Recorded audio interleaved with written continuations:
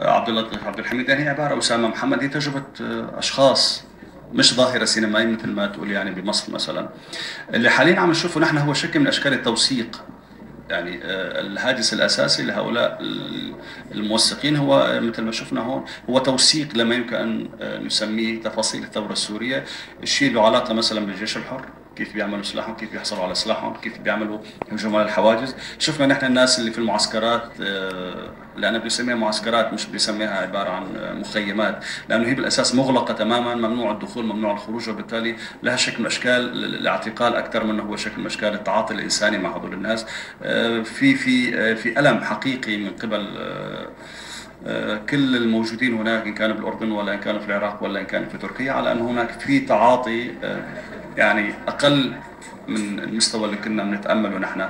اعتقد نحن بسوريا في 2006 وال 2008 وفي مأساة العراقية، نحن كانت سوريا مفتوحة يعني كوطن وكبيوت لنا كلياتنا. وانا بس بحب اقول يعني لكل الاخوة اللي في الوطن العربي، يعني ان كان في الاردن ولا ان كان في العراق ولا ان كان في لبنان، على انه هؤلاء الناس عندهم بيوتهم وعندهم سياراتهم وعندهم ارضهم وعندهم املاكهم، هن ناس مش ناس يعني شو بيقولوا شحادين وجايين يقعدوا فيهم، لا، هن ناس عندهم املاكهم وعندهم ثروتهم وعندهم كرامتهم. بس في مثل بيقول لك شو وداك على المر هو اللي امر منه. تعقيب حضرتك ان انت بتساند الثورة السورية فيبقى عبد الحكيم قطيفان في القائمة السوداء، تعقيبك ايه على؟ لا، انا في القائمه البيضاء. لانه انا رح احكي لك شغله، هي بالمحصل الحياه انتماء. يعني انا بعتبر حالي رجل سعى للحريه وسعى للكرامه منذ سنوات طويله جدا. انا ما بعد ما تخرجت من معهد بسنه، معهد عالي الفنون المسرحيه، اعتقلت لمده 9 سنوات في سوريا مثلا لما كان حافظ اسد رئيس مثلا. طلعت وحاولت ان اعيش تفاصيلي مثل اي مواطن عادي.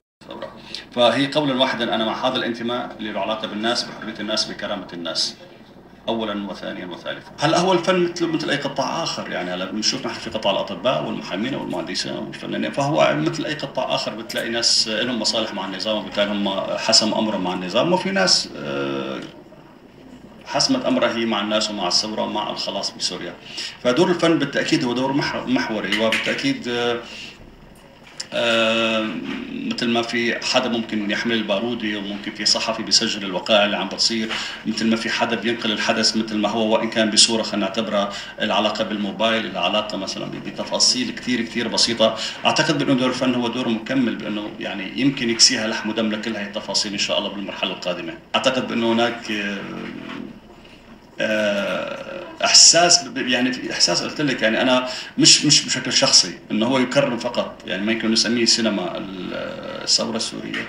هو هذا وسام بالنسبه لي، يعني انا بحطه شو بقولوا هيك تاج على راسي، انه هو كرم المهرجان الوحيد بكل، او التظاهره الثقافيه الوحيده بكل المنطقه اللي اعتقد هي سلطت الضوء على ما يمكن نسميه الثوره السوريه. فهذا بحد ذاته، مش انا شخصيا بقول لك انه الثوره السوريه والشعب السوري حيكونوا ممنونين جدا لاداره المهرجان ولمهرجان الاسكندريه.